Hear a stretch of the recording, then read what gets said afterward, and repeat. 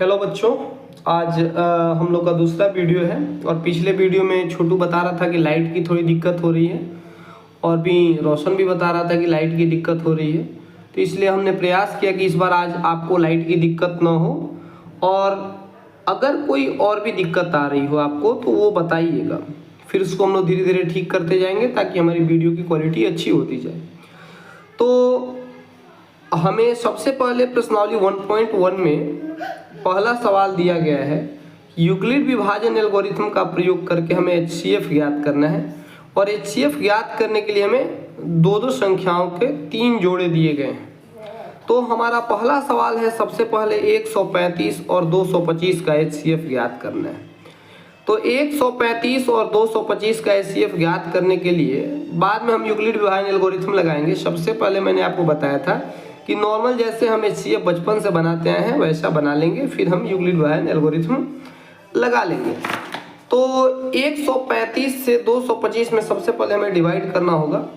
तो अगर 2 बार में लगाएंगे तो 135 से 270 हो जाएगा, इसलिए 1 बार में ही लगेगा पहले। तो यहाँ 135 आ गया, 5 से 5 0, 2 से 3 जाएगा, 12 से 3 जाएगा तो 9 हो जाएगा, 12 से 3 तो 9 हो जाएगा, और ये तो ख़त्म ही हो गया। फिर 90 से 135 में करेंगे तो यह भी एक ही बार में करेंगे। अच्छा, एक बात का और ध्यान रखिए कि अगर मान लीजिए मैं यहाँ सॉल्व कर रहा हूँ और यहाँ मुझसे कोई गलती हो जाए कैलकुलेशन करने में, तो फिर आपको अपने से उसको सुधार कर लेना है, क्योंकि मैं तो यहाँ जल्दी जल्दी करते रहता हूँ। तो 90 से हमारा 1 बार में जाएगा तो ये 90 हो जाएगा, और ये आ गया 5, और 13 से 9 हो जाएगा तो 4। अब 45 आ गया, फिर यहाँ से 90 आएगा, तो 2 बार में 45 में 2 से गुना करेंगे तो 90 हो जाएगा, और ये पूरा ख़त्म हो गया। जब मैंने आपको बताया था कि हमारा शेषफल यदि 0 आ जाए तो जिस अंतिम संख्या से हम भाग देते हैं यही हमारा HCF होता है। तो अब इसी को हमें यहाँ लिख लेना है। लिखना है यूक्लिड विभाजन एल्गोरिथम से। ये वीडियो थोड़ा लंबा भी होगा, क्योंकि मतलब सब कुछ तो मैं आपके सामने लिख लिख के बना रहा हूँ। पहले से कुछ चीज़ें लिख ली जाए तो थोड़ा जल्दी हो जाता है, लेकिन आपके सामने लिखने पर ही आपको ज़्यादा समझ में आता है। यूक्लिड विभाजन एल्गोरिथम क्या कहते हैं, A बराबर BQ प्लस R होता है हमारा। तो यहाँ सबसे पहले हमारा A का मान 225 था, तो यहाँ लिख लेंगे 225 बराबर गुना किए 135 से, तो 135 गुना 1 बार गुना किए, और रिमाइंडर बचा 90 जोड़ 90। फिर अब हमने 135 में भाग दिया दोबारा, तो यहाँ A का मान 135 हो जाएगा। अच्छा, कुछ लोग यहाँ चरण 1 चरण 2 ऐसे भी लिखते हैं, लेकिन वो लिखना ज़्यादा लंबा हो जाएगा, तो इसलिए मैं डायरेक्ट लिख देता हूँ। तो 90 गुना 1 और जोड़ 45। फिर अब तीसरी बार में 90 में हम भाग लगाए हैं, तो 90 बराबर 45 इंटू 2 प्लस 0। तो जिस चरण में मैंने आपको बताया था कि R का मान 0 हो जाए, तो उसी चरण में हमारा जो B का मान होता था वो HCF होता था। तो R बराबर 0 आने वाले, या R का मान 0 आने वाले चरण में B बराबर कितना है 45। जहाँ R का मान 0 आया वहाँ B का मान 45 है, इसीलिए HCF 135 और 225 का 45 आएगा। ये हमारा आंसर हो गया पहला क्वेश्चन। और इसी आधार पर आप चाहें तो इस वीडियो को रोक के ये क्वेश्चन और ये क्वेश्चन बना सकते हैं, क्योंकि मैंने आपसे कहा है कि मेरी तो मजबूरी है कि मैं सारा क्वेश्चन बनाऊंगा ही। तो मैं तो आपको तीनों बनाऊंगा लेकिन आपके लिए अच्छा ये होगा कि आप इस वीडियो को रोक के पहले अपने से बाकी दोनों क्वेश्चन बनाने की कोशिश करें, फिर आप इसको देख लें, मिला लें और आगे बढ़ें। अब हमें दूसरा सवाल है 196 से 38220 में डिवाइड करना है।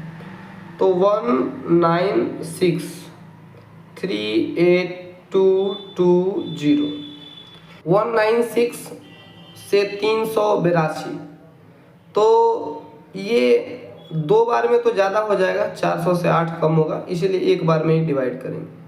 तो 196 आया। फिर अब 12 से 6 जाएगा तो 6, 17 से 9 जाएगा तो 8, और ये 2 से 1 जाएगा तो 1, 186 बच गया। और ऊपर से आएगा एक 2। अब 10 बार में तो 1960 हो जाएगा, तो 9 बार में लगाएंगे। तो 9 से करो तो 9 छक 54, 4 बचा 5, 9 9 81 और 5 86, बचा 8, 9 एकम 9 और 8 17। अब घटा दो इसको, 12 से 8 जाएगा, सॉरी 4 जाएगा तो 8, 15 से 6 जाएगा 9, और ये दोनों खत्म हो गया। दिख रहा है आपको स्क्रीन पे? हाँ, थोड़ा यहाँ दिक्कत हो रहा है, तो मैं जगह की थोड़ी दिक्कत है, मैं इसको ठीक कर लेता हूँ। फिर अब ऊपर से 1 2 तो यहाँ आ चुका है, एक 0 हमारा बचा है, बेचारा आ जाएगा। अब 980 आ गया, तो 5 बार में तो ज़्यादा हो जाएगा, 4 बार में करेंगे। तो 4 बार में हम करते हैं, या 5 बार में भी हो जाएगा, 5 बार में भी हो जाएगा। तो 5 छक 30 का 0 बचा 3, 5 9 45 और 3 48 का 8 बचा 4, 5 एकम 5 और 4 9। ये तो पूरा खत्म हो गया एक ही बार में। अब तो हमारा HCF सीधे 196 आ गया। ये तो सबसे आसान सवाल है। यहाँ भी आप लिखेंगे दूसरा नंबर सवाल का सॉल्यूशन, यूक्लिड विभाजन एल्गोरिथम से। यूक्लिड विभाजन एल्गोरिथम क्या कहता है? यूक्लिड विभाजन एल्गोरिथम कहता है कि हमारा a जो होता है वह BQ प्लस R के बराबर होता है। अब भैया ये आप देखिए, a बराबर BQ प्लस R होता है, लेकिन हमें तो a का मान यहाँ दिया हुआ है 38220, ठीक है। ये हमने 196, यहाँ b का मान है, तो 196 इंटू R का मान हमारा 195 आया है, 195, और शेषफल हमारा 0 आ गया है, एक ही बार में 0 आ गया। तो जब शेषफल 0 आ जाए तो b का मान हमारा HCF होता है। तो वही लिखेंगे, R बराबर 0 आने वाले चरण में b का मान 196 है। अतः दिख रहा है आपको स्क्रीन पे? हाँ, अतः HCF किसका 196 और 38,220 का HCF जो होगा 196 ही होगा। अब तीसरा क्वेश्चन देखते हैं। तीसरा करा है 8 6 7 और 2 2 5। तो आपको मैंने बताया था कि छोटे वाले से बड़े वाले में भाग लगाते हैं। सबसे पहले मैं इस पेज पे बना लेता हूँ, एक छोटा सा पेज है। तो 255 है, इसमें 8 6 और 7 इससे डिवाइड करते हैं।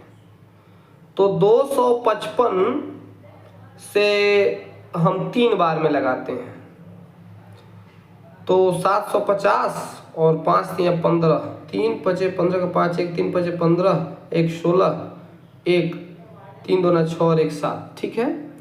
अब इसको घटाइए, 7 से 2 5 जाएगा 2, 6 से 6 जाएगा तो 0 और 8 से 7 जाएगा तो 1। ये 102 शेषफल आ गया, ठीक है। अब इसमें 255, इससे 255 में भाग देंगे तो 2 बार में लगेगा। तो 2 बार में 255 में भाग देंगे 102 से तो 204 आएगा।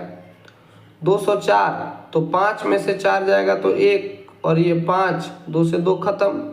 अब 102 आ गया और 51 से तो 2 बार में 102 आ जाएगा, पूरा पूरा ये कट गया। मैंने शेषफल हमारा 0 आ गया। अब ये बात हम तीसरा क्वेश्चन बना रहे हैं। तीसरे क्वेश्चन के लिए हमने ये रफ किया है। यहाँ फिर लिखेंगे वही यूक्लिड विभाजन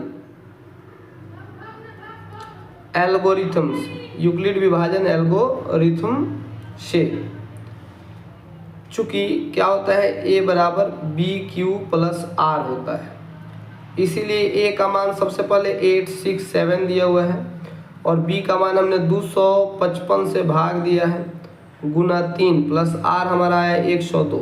देख लो यहाँ सामने सामने मैंने लिखा है ताकि आप लोग को दिक्कत ना हो। फिर क्या होगा, या अब की दोबारा हमने क्या किया है 255 में भाग दिया है 102 से, कितनी बार, 2 बार में, तो हमारा शेषफल आया 51। अब फिर 102 से 102 में हमने 51 से भाग दिया कितनी बार, 2 बार, तो शेषफल आ गया 0। फिर वही लिख देना है r का मान 0 आने वाले चरण में b बराबर, b का मान कितना आ गया 51, इसीलिए HCF 255 और 8 6 7, इसका कितना आएगा 51। ये हमारा पहला क्वेश्चन सॉल्व हो गया और पहला क्वेश्चन ही बनाने में 12 मिनट लग गए। तो मैं प्रयास करूंगा कि इस वीडियो में, मतलब क्योंकि 30 मिनट से ज़्यादा का वीडियो मैं बनाऊंगा नहीं, तो मैं प्रयास करूंगा कि इस वीडियो में आपका पूरा कंप्लीट हो जाए चैप्टर। अगर नहीं होता है तो कुछ क्वेश्चंस को हम लोग एक और वीडियो करके कंप्लीट कर लेंगे। अब हमारे सामने दूसरा प्रश्न आ गया है। ये प्रश्न तो आपको मैं ऑलरेडी पहले ही करवा चुका हूँ एग्जाम्पल में, तो आपने अगर एग्जाम्पल देखा है तो आप इसको खुद से भी बना सकते हैं। यहाँ कह रहा है कि दर्शाना है कि प्रत्येक धनात्मक विषम पूर्णांक 6q + 1, 6q + 3 और 6q + 5 के रूप का होता है। अब देखो मैंने आपको बताया था कि पहले तो यहाँ बोला धनात्मक और पूर्णांक। पूर्णांक क्या होता है, पूर्णांक के लिए मैंने आपको बताया था मतलब बेसिक वाले वीडियो में कि 0, उसके बाद 1, फिर 2 और 3, ऐसे बढ़ते जाओ। 0 से छोटा क्या होता है, -1, -2, मतलब जो खड़ी संख्याएं होती हैं, दशमलव में ना हो, बटे में ना हो, और वो धनात्मक हो या ऋणात्मक हो, उन सबको पूर्णांक कहते हैं, 0 को भी।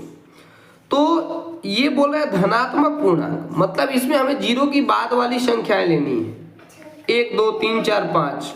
और विषम संख्या तो आप जानते हैं जिसमें 2 से पूरा पूरा भाग नहीं लगे, वो विषम संख्या है। तो जैसे 1 3 5 7 9 11, ये सब विषम संख्याएं हैं। तो कह रहे कि दर्शाना है कि प्रत्येक धनात्मक विषम पूर्णांक 6q + 1 ये सब होता है। तो यहाँ आपको जो दिया रहे, 6 दिया ना b का मान, तो 6 ही मान लीजिएगा b का मान, कि माना कि a कोई धनात्मक संख्या है या a कोई धनात्मक पूर्णांक है तथा b बराबर 6। तो अब b का मान जो 6 होगा, तो आपको यूक्लिड विभाजन प्रमेय में मैंने सिखाया था कि यूक्लिड विभाजन प्रमेय में a जो होता है वो bq + r के बराबर होता है, और r हमेशा 0 से बड़ा या इसके बराबर हो सकता है, और हमेशा b से छोटा होता है। r का मान जितना भी b लोगे उससे छोटा होगा, 0 भी हो सकता है, उससे बड़ा भी हो सकता है। तो b हम 6 लिए हैं, तो r के कुल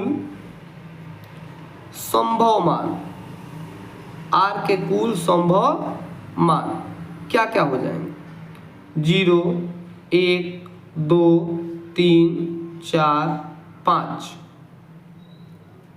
होंगे। जब ये होगा तो a बराबर हम लिख सकते हैं 6q + 0 या 6q प्लस 1 है ना, या 6q प्लस 2, या 6q plus 3, 6q plus 4, 6q plus 5, बस ये सब हम लिख सकते हैं। तो एक बात हमें समझना होगा, किसी भी सम संख्या में जब सम संख्या से भाग देते हैं तो शेषफल भी सम आता है। जैसे मान लो 6 एक सम संख्या, इसमें कोई भी सम संख्या ले लो, जैसे 24 ले लो, एक और सम संख्या ले लो 26 ले लो, 6 से भाग लगाओ तो 6 चुका 24, यह पूरा पूरा कट गया, 0 शेषफल आ गया। यह 6 चुका 24, इसमें 2 शेषफल आ गया। मतलब जब भी एक सम संख्या में सम संख्या से भाग दोगे तो शेषफल हमेशा सम ही आता है। और सम से विषम में दे दो, विषम जैसे कोई ले लो, जैसे 39 ले लो, एक विषम संख्या हो गई। अब 6 से 6 बार में लगाओ, 6 से 6 बार में 36 आएगा, तो ये 3 आ गया शेषफल। अब विषम संख्या आ गया कि नहीं, तो सम संख्या से विषम में भाग दोगे तो शेषफल विषम होगा, और सम से सम में दोगे तो शेषफल हमेशा सम होगा। इसी का उपयोग हम यहाँ पे करेंगे, लिखेंगे ए यदि सम हो या सम धनात्मक सम पूर्णांक हो, ऐसे भी लिख सकते हैं। तो ए का मान क्या होगा, 6q प्लस 0 छोड़ देते हैं क्योंकि 0 तो उतना जरूरी नहीं होता लिखना, 0 जोड़ने पर क्या फर्क पड़ेगा। 6q प्लस 2 आएगा, नहीं तो 6q प्लस 4 आएगा, क्योंकि सम संख्या होगी तो सम ही शेषफल आएगा, तथा 6q प्लस 4। ए यदि विषम पूर्णांक, यदि विषम पूर्णांक हो तो a बराबर 6q प्लस 1, 6q प्लस 3 तथा 6q प्लस 5 होगा। यही होगा ना भैया। अभी तो मैंने आपको सिखाया कि यदि सम संख्या में सम संख्या से भाग देते हो तो शेषफल सम आएगा, और विषम में भाग दोगे तो विषम आएगा, हमने करके भी देखा था। अतः हम कह सकते हैं कि प्रत्येक धनात्मक विषम पूर्णांक 6q प्लस 1 दिख रहा है स्क्रीन पर, हाँ, 6q प्लस 3 तथा 6q प्लस 5 के रूप का होता है। ये हमारा दूसरा क्वेश्चन भी सॉल्व हो गया और समय बीत गया हमारा लगभग 18 मिनट। अब तीसरा सवाल, किसी परेड में 616 सदस्यों वाली एक सेना की टुकड़ी को 32 सदस्यों वाले एक आर्मी बैंड के पीछे मार्च करना है। तो दोनों समूहों की समान संख्या वाले स्तंभों में मार्च करना है। दोनों समूहों की अधिकतम संख्या ज्ञात करें जिसमें वे मार्च कर सकते हैं। मतलब 32 ठो जो लोग हैं वो आर्मी बैंड के हैं, बैंड वाले हैं, और 616 लोग सेना में हैं जो उनके पीछे लगेंगे। लेकिन दिक्कत क्या है, जैसे मान लो लाइन बनानी है, ये मान लो 4 लाइन बना दिए, और 4 लाइन में दिक्कत क्या है कि अगर मान लो कि ये हमने ब्लैक पेन से दिखाया है बैंड वालों को, अगर 2 बैंड वाले इस लाइन में है तो सभी लाइन में 2 बैंड वाले होने चाहिए। और अगर मान लो पीछे सेना वाले मतलब नॉर्मल सैनिक जो हैं वो अगर 4-4 लग रहे हैं तो सब में 4-4 ही लगने चाहिए। समझ पा रहे हो बात को?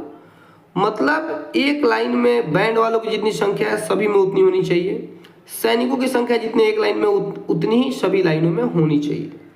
तो इसके लिए हम इनकी अधिकतम संख्या क्या हो सकती है एक लाइन में, तो इसके लिए हम HCF ज्ञात करते हैं। HCF का मतलब होता है highest common factor. Highest common factor क्या होता है कि सबसे बड़ी संख्या जो दोनों में कॉमन हो जाए। तो इसके लिए वही हमारा पहले कर लेते हैं, 32 है तो 32 से भाग देंगे, और 616 में HCF हमें निकालना है 32 और 616 का, तभी तो हम बता पाएंगे। तो 32 एकम 32, तो ये 11 से 2 जाएगा तो 9, और 5 से 3 जाएगा तो 2, और ऊपर से 6 आ गया 296। अब ये 10 बार में अगर हम करेंगे तो 320 हो जाएगा, ज़्यादा हो गया। हम 9 बार में लगाते हैं तो 9 दूना 18 का 8 बचा 1, 9 त्रिका 27 और 1 28। तो अब घटा लो, 16 से 8 जाएगा तो 8, और ये ख़त्म और ये भी ख़त्म। अब ये 32 को इधर लाओ तो 8 चौका 32, शेषफल 0 आ गया हमारा। तो अब जब ये रफ हो जाए तो इसके बाद हम लिखते हैं, यहाँ देखो ग्रीन पेन से ही लिख देता हूँ, आसान चल रहा है वो। तो यूक्लिड विभाजन एल्गोरिथम से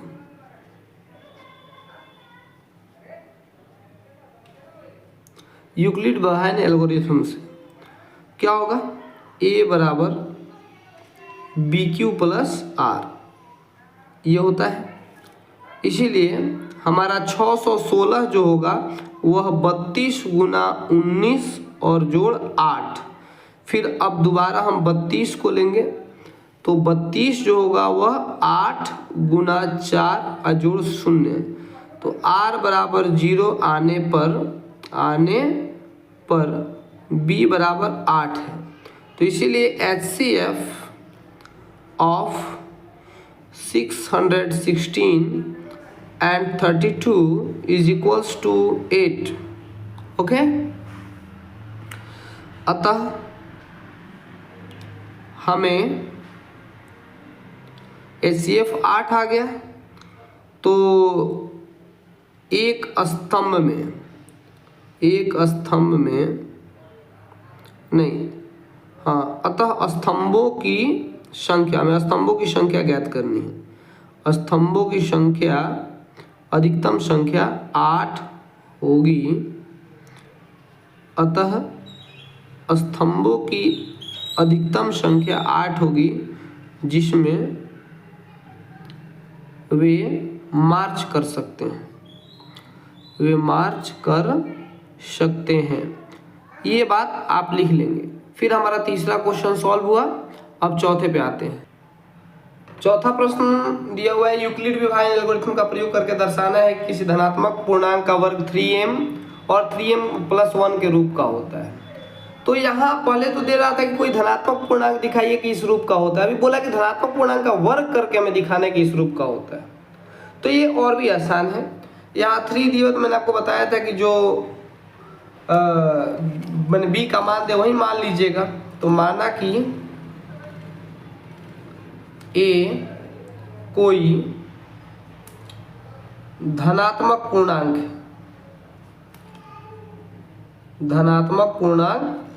है तथा b बराबर 3। तो जब b बराबर 3 होगा तो इसीलिए r के कुल संभव मान r क्या क्या हो जाएगा जी, r हो जाएगा 0, 1 तथा 2 होंगे। अब r का मान 0, 1, 2 हो गया, तो इसीलिए a बराबर 2q + 0, 2q + 1 तथा 2q + 2, ये हो गया। अब हमें इन सब का वर्ग करके दिखा देना है कि ये 3m के रूप के होते हैं, और या नहीं तो 3m + 1 के रूप के होते हैं। चलो तो पहले 3m लेते हैं, ये 2q + 0 लेते हैं। तो 0 का तो कोई वैल्यू नहीं होता है। पहला हम क्या काम करते हैं, 2q का वर्ग करते हैं। तो 2q का वर्ग स्क्वायर करेंगे तो 2 का स्क्वायर 4 हो जाएगा और q स्क्वायर हमें लाना है 3m के रूप का। माफ़ कीजिएगा, यहाँ मुझसे थोड़ी सी गलती हो गई, ये सब जगह मैंने 2q लिख दिया, जबकि आपका यहाँ हमने b का मान 3 लिया है, तो मैं इस 2 को 3 बना देता हूँ, सॉरी। अब यहाँ 3q का स्क्वायर करेंगे तो 9q स्क्वायर हमें लाना क्या है 3m के रूप का। तो 9 को हम 3 गुना 3 लिख सकते हैं और q स्क्वायर है तो q स्क्वायर लिख दो। और अब 3 तो हमारा मिल गया, 3 और गुना इस पूरे को हम m मान लेते हैं, तो ये हो गया 3m, जहाँ m बराबर 3q स्क्वायर। हमने 3q स्क्वायर को m मान लिया। अब मान लिए तो ये 3m के रूप का हो गया। अब दूसरा लेना है 3q प्लस 1, तो दूसरा लेते हैं 3q प्लस 1, इसका स्क्वायर करो। तो आप जानते एक फॉर्मूला होता है हमारा कि a प्लस बी का होल स्क्वायर। आप चाहें तो ये फॉर्मूला यहाँ पे चूंकि देके लिख सकते हैं। दिख रहा है स्क्रीन पे, दिख तो रहा है, हाँ। तो a square plus B square plus 2ab ऐसे होता है। बी स्क्वायर को बाद में भी लिख सकते हैं और 2ab को बीच में भी लिख सकते हैं, कहीं कहीं लिखा रहता है। तो 3q का स्क्वायर, a स्क्वायर की जगह पर 3q है तो 3q का स्क्वायर प्लस बी स्क्वायर मतलब 1 का स्क्वायर, अब प्लस 2ab तो 2 गुना 3q अब प्लस गुना 1 3ab हो गया 2ab सॉरी। तो 3q का स्क्वायर 9q स्क्वायर प्लस ये 1 का स्क्वायर 1 होगा, इसको हम लास्ट में लिख देते हैं। अब देखो आप यहाँ कहेंगे सर ये क्यों कर दिए, ऐसा किए इसलिए किए क्योंकि यहाँ 3m प्लस 1 के रूप का लाना है, मतलब लास्ट में 1 लाना है, तो इसीलिए 1 को हमने लास्ट में कर दिया ताकि हमारा आंसर मिल सके। और फिर अब 2 3 6q और उसमें 1 से गुना करेंगे तो 6q ही हो जाएगा। अब देखो हमें 3m प्लस 1 के रूप का लाना है, तो यहाँ 3 तो आया नहीं, तो इसमें से और इसमें से मुझे लगता है कि 3 तो कॉमन निकल जाएगा, तो 3 कॉमन निकाल लो। 3 कॉमन निकाल लोगे तो यहाँ बचेगा 3q स्क्वायर प्लस 6q में से निकल गया तो 2q बचेगा और लास्ट में प्लस 1 है तो 1 लिख देते हैं। हमें लिखना है 3m प्लस 1 के रूप का, तो लिख दो 3m प्लस 1, जहाँ हमने इस पूरे को m मान लिया है, m बराबर 3q स्क्वायर प्लस 2q। अब तीसरा सवाल देखते हैं हम। तीसरा सवाल है हमारा कि तीसरी स्थिति आई थी 3q प्लस 2, इस बेचारे को हम लोग को 3m प्लस 1 के रूप का लिखना है। तो लेते हैं 3q प्लस 2 का स्क्वायर करते हैं, आपको स्क्रीन पे दिख रहा है। फिर यहाँ भी वही फॉर्मूला लगेगा a प्लस बी का होल स्क्वायर बराबर a square plus B square plus 2ab, ठीक है। तो हम क्या करेंगे कि इसको a स्क्वायर माने 3q का स्क्वायर प्लस बी स्क्वायर, तो बी स्क्वायर को मैं लास्ट में लिखूंगा, पहले 2ab कर लो, 2 इंटू 3q इंटू 2 अब प्लस बी स्क्वायर मतलब 2 का स्क्वायर। कोई दिक्कत? चलो तो ये 9q स्क्वायर हो जाएगा प्लस 2 3 6 दूना 12q हो जाएगा प्लस 2 जो है 2 का स्क्वायर यहाँ 4 हो जाएगा। अब देखो लास्ट में तो हमें 1 लाना था, ये 4 कहाँ से आ गया, ये तो समस्या है। इस समस्या का समाधान है कि 9q स्क्वायर प्लस 12q को एक जगह लिखो, 4 को आप 3 प्लस 1 लिख सकते हैं। सर ये क्यों किए? अरे भैया हमें लास्ट में 1 लाना था और आ गया था 4, तो क्या करते 3 प्लस 1 कर दिए। अब इन तीनों में 3 कॉमन है, 3 कॉमन करिए तो 9q स्क्वायर में से 3 निकल गया तो 3q square, 4 plus 4q plus 1, हाँ 3 से 3 निकल गया तो 1 ही बचेगा ना। अब तुम बैठे बैठे ये सोच रहे हो कि सर हमें तो कॉमन ही निकालना नहीं आता।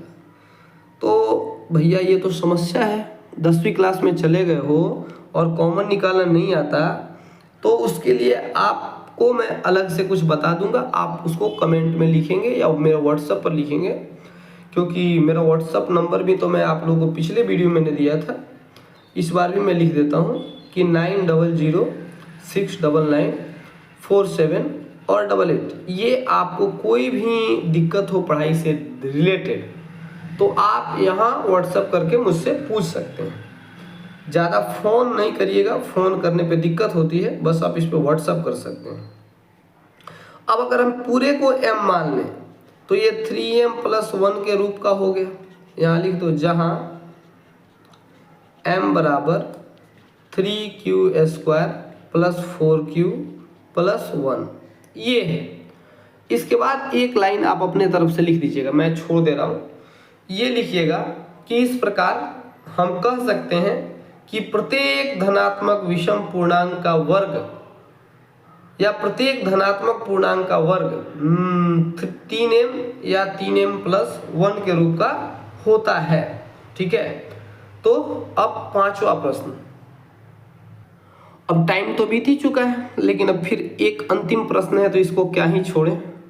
अब एक प्रश्न के लिए कोई अलग वीडियो तो बनाएंगे नहीं। यह कार्य इक्विलिब्रियम विभेदन प्रमेयिका का प्रयोग करके दर्शाना है कि धनात्मक पूर्णांक के घन मतलब समझते हो ना, क्यूब, उसको 3 बार गुना करना है। जैसे 2 का क्यूब तो 2 × 2 × 2 मतलब 8।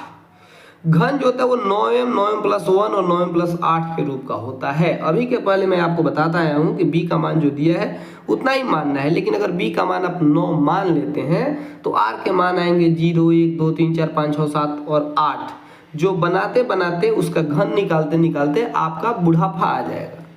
इसीलिए यहाँ b बराबर 3 हम मानते हैं, क्योंकि 3 का क्यूब करेंगे तो ऑलरेडी 9 क्या, वो तो 27 आ जाएगा। तो इसमें कुछ काम आपको वही करना है जो पहले हमने किया था। ये मान लेना है कि माना कि a कोई धनात्मक पूर्णांक है तथा b बराबर 3, इतना काम आप कर लेंगे तो r के कुल संभव मान 0 1 तथा 2 होंगे। अच्छा, हम यहाँ 9 है लेकिन फिर भी 3 क्यों मान रहे हैं, क्योंकि 9 करेंगे तो r के मान 0 से लेके 8 तक हो जाएंगे, तो उतना का घन करने में हमें 4 पेज लगेगा, तो इसीलिए हम इसको 3 ही मान रहे हैं। तो 0 1 तथा 2 होंगे, तो a का मान 3q + 0 यानी कि 3q ही होगा, ये +0 का कोई वैल्यू होता नहीं है, 3q + 1 और 3q + 2 होगा। अब इन तीनों का घन करके मुझे दिखा देना है, मैं बस घन कर दे रहा हूँ। यहाँ तक आपको, यहाँ से यहाँ तक बात आपको अगले प्रश्न में भी लिख लेना है। ये बात आपको अगले प्रश्न में लिख लेना है कि ये मैं समझा चुका हूँ पहले भी। आगे बढ़ते हैं। अब हमारा आ चुका है a का मान 3q + 1 और 3q + 2। अब इसका घन करते हैं, घन माने क्यूब, तो 3q का पहला 3q का क्यूब करो, तो 3q × 3q × 3q, तो 3 × 9 × 27 और क्यूब। ठीक है, तो लेकिन हमें तो लाना है 9m के फॉर्म में, तो 9m के फॉर्म में लाना है और 27m आ गया तो इसको हम 9 कॉमन निकाल लेते हैं, तो यहाँ बचेगा 3q। अब इसको हम 9 और इसको m मान लेते हैं। अभी आगे 9m के रूप का, जहाँ m बराबर 3q का क्यूब। ठीक है, दूसरी स्थिति जब 3q + 1 का क्यूब करना हो, इसके लिए फॉर्मूला तो आपको याद होगा ही नहीं, तो इसलिए मैंने ऊपर फॉर्मूला लिख लिया, a + b का होल क्यूब जो होता है aq + bq + 3ab × a + b के फॉर्म में होता है। तो aq माने 3q का क्यूब प्लस bq मतलब 1 का क्यूब प्लस 3ab, 3 × a के जगह पर 3q है और b के जगह पर 1 है, और a + b 3q + 1। कोई दिक्कत यहाँ तक? अब इसको सॉल्व करते हैं। 3q का 27 क्यूब, 1 का तो कितनी बार गुना कर लो, 1 ही रहेगा, 1 × 1 × 1, 3 × 9 और क्यूब 1 से गुना करेंगे कोई फर्क नहीं पड़ेगा, और यहाँ 3q + 1। अब देखो फिर से इसको और सही करते हैं, 27 क्यू। अच्छा ये +1 है तो हमें 3m 9m+1 के रूप का लाना भी है, तो इसीलिए हम 1 को लास्ट में इधर भेज देते हैं। ठीक है, अब मैंने आपको बताया ना कि 2 में 4 जोड़ लो या 4 में 2 जोड़ लो, बात तो एक ही है। तो +1 को हम यहाँ लिखें या वहाँ लिखें, जोड़ने पर उतना ही आएगा। अब 9q से पहले 3q में गुना करेंगे, फिर 1 में गुना करेंगे, तो 9 त्रिका 27 और क्यूब में क्यूब से करेंगे तो q² प्लस 9 एकम 9 और q, ये हमारा आ गया। अब हमें लाना था 9m+1 के रूप का, तो इसीलिए हमें 9 कॉमन निकालना पड़ेगा। अब 27 से 9 कॉमन निकालेंगे तो बचेगा 3 q का क्यूब प्लस 3 q का स्क्वायर प्लस 9q में से बेचारा 9 निकल गया तो सिर्फ q बचेगा और प्लस 1 हो गया। अभी टोटल को अगर हम m मान लें तो n 9m+1 के रूप का तो आ गया, लिख देंगे जहाँ